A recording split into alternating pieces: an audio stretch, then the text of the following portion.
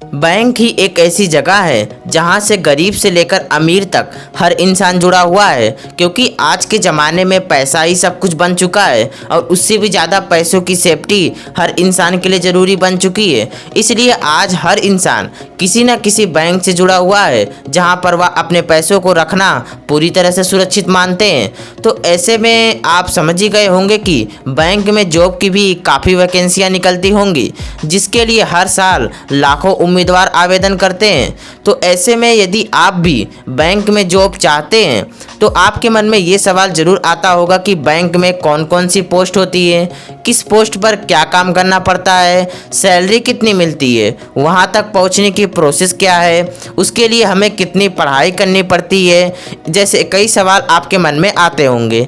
इसलिए आज हम इन सभी बातों के बारे में पूरी तरह से जानेंगे। तो चलिए शुरू करते हैं। बैंकों में कई तरह के काम होते हैं और सभी कामों के लिए बैंकों में अलग अलग तरह के पोस्ट होते हैं, जिस कारण से हर एक पोस्ट के लिए उम्मीदवार की डिमांड रहती है और इन पोस्टों तक पहुंचने के लिए अपनी अलग अलग शैक्षणिक योग्यता यानी कि एजुकेशनल क्वालिफिकेशन की मांग रहती है। जैसे कि कुछ जॉब बैंकों में ऐसी भी होती है जिसमें मात्र आपका 10वीं पास करना ही आवश्यक है, तो कई उच्च पदों के जॉबों के लिए आपको पोस्ट ग्रेजुएशन तक की पढ़ाई करनी पड़ती है। ऐसे और भी कई योग्यता आपके जॉब के लिए निर्धारित किए जाते हैं। तो चलिए इन जॉबों को कैटेगरी वाइज सही से समझते हैं। सबसे पहले हम बात करेंगे बैंक में ऐसे जॉब की जिसके लिए मात्र आपका 10वीं पास करना ही आवश्यक है।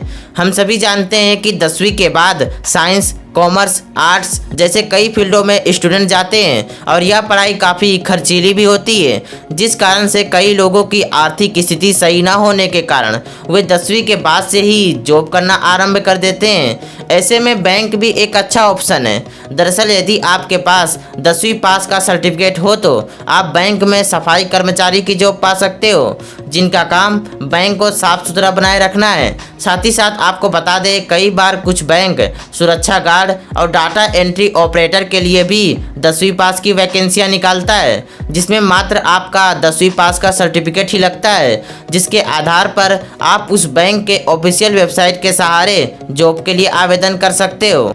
अब हम बात करेंगे बैंक में 12वीं पास जॉबों की। यदि आप 12वीं के बाद आगे की पढ़ाई के इच्छुक ना हो और आप बैंक में जॉब करना चाहते हैं तो आप ऑफिस असिस्टेंट, सुरक्षा गार्ड, डाटा एंट्री ऑपरेटर और जूनियर क्लर्क की जॉब पा सकते हो। ऑफिस असिस्टेंट और जूनियर क्लर्क की बात करें तो इनका काम अपने से सीनियर के अंडर में होता है और ये अपने से सीनियर के निर्देशों का पालन करते हैं। सुरक्षा गार्ड की बात करें तो इन्हें तो आपने हर बैंकों में देखा होगा, जिनका काम बैंक की सुरक्षा को संभालना होता है। डाटा एंट्री ऑपरेटर भी एक अच्छी जॉब है, लेकिन इसके लिए आपके पास कंप्यूटर की अच्छी खासी जानकारी होनी चाहिए, क्योंकि इनका काम ही कंप्यूटर में डाटा फीडिंग का होता है। साथ ही साथ आपकी जानकारी के लिए बता दूं, 12th पास जॉबों की भी वैकेंसियां कुछ बैंक ही निकालती है। ऐसा क्यों होता है हम आपको बताते हैं। दरअसल आज के समय में गवर्नमेंट जॉब की हर कोई तलाश में रहता है। ऐसे में बैंकों में पदों की संख्या की तुलना में उम्मीदवारों की संख्या कई गुना बढ़ती चली जा रही है। यही कारण है कि बैंक 10th और 12th पास उम्मीदवारों के लिए वैकेंसियां निकालने में हमेशा सक्षम नहीं रहता है। इसी कारण से बैंक अब उन्हीं उम्मीदवारों का चुनाव करता है जिन्होंने पोस्ट ग्रेजुएशन की डिग्री हासिल की हो। तो यदि आप 12वीं के बाद पोस्ट ग्रेजुएशन की डिग्री हासिल कर लेते हैं तो आपको बैंक में उच्च अधिकारियों की जॉब मिलती है, जिसकी तलाश में हर उम्मीदवार रहता है। तो इसलिए अब हम बात करेंगे पोस्ट ग्रेजुएट उम्मीदवारों के लिए बैंक में नौकरियाँ। बैंक में उच्च पदों पर जॉब के लिए सबसे पहले आपको 12th क्लास पास करनी पड़ती है, जिसके बाद आपको 2 से 3 साल का पोस्ट ग्रेजुएशन की डिग्री हासिल करनी पड़ती है। आपको बता दें, पोस्ट ग्रेजुएशन का जो समय काल होता है यानी कि 2 साल का या 3 साल का, यह आपके कोर्स के मुताबिक होता है कि आप किस फील्ड से कर रहे हैं। तो जब आप पोस्ट ग्रेजुएशन की डिग्री हासिल कर लेते हैं तो जैसे ही बैंक में जॉब की भर्ती निकलती है आपको आवेदन करना पड़ता है। इसके लिए आप किसी ऑफिशियल वेबसाइट का सहारा ले सकते हैं। आपको बता दें, ग्रेजुएट होने के बाद बैंक में उच्च पदों की जॉब के लिए आपको IBPS यानी कि institute of banking personal selection नामक एग्जाम को क्वालिफाई करना पड़ता है।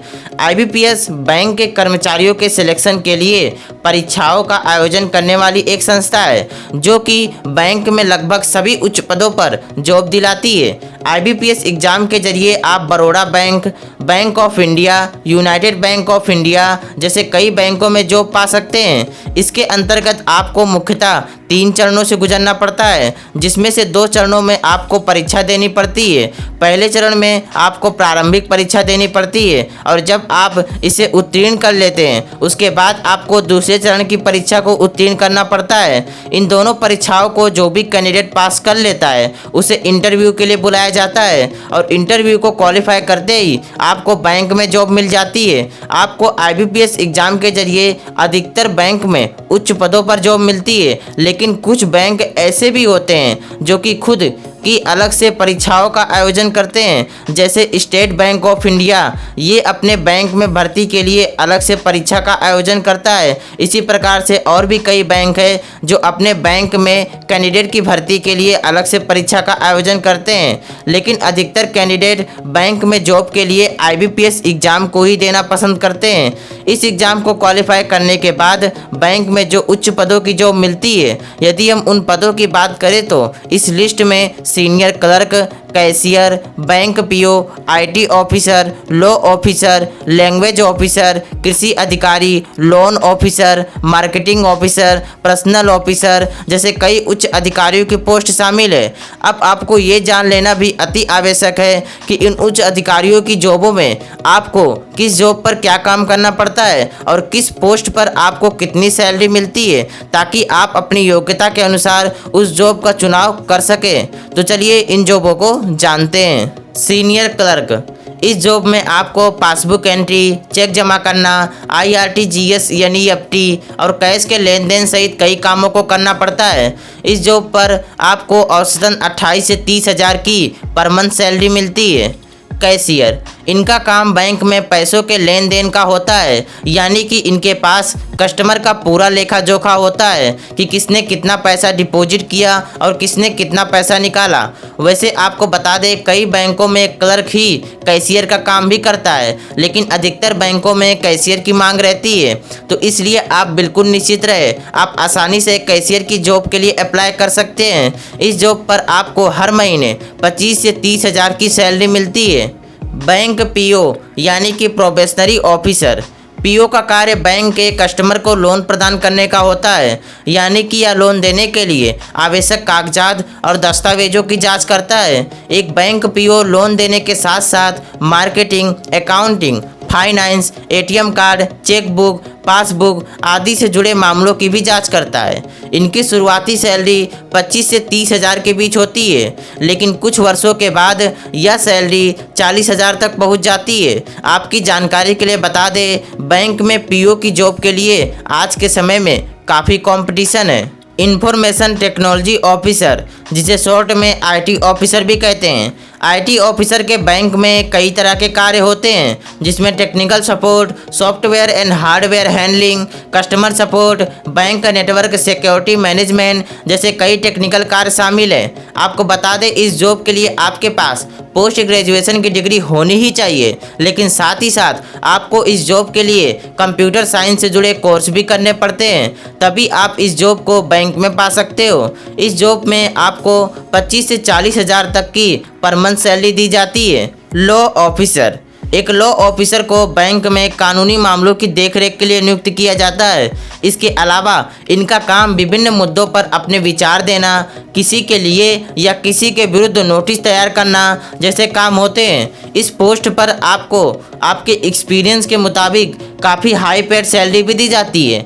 फिर भी यदि हम एवरेज सैलरी की बात करें तो वह 35 से 50 हज़ार तक पर मंथ होती है। लैंग्वेज ऑफिसर, बैंकों की प्रमुख ब्रांचों में एक ऑफिशियल लैंग्वेज ऑफिसर की भी नियुक्ति की जाती है, जिनका काम बैंक में दैनिक कामकाज से जुड़े राजभाषा हिंदी के इस्तेमाल को लेकर नीतियां बनाना होता है। ताकि बैंक के कर्मचारी राजभाषा का इस्तेमाल करें जिससे ग्राहक आसानी से उसे समझ सके।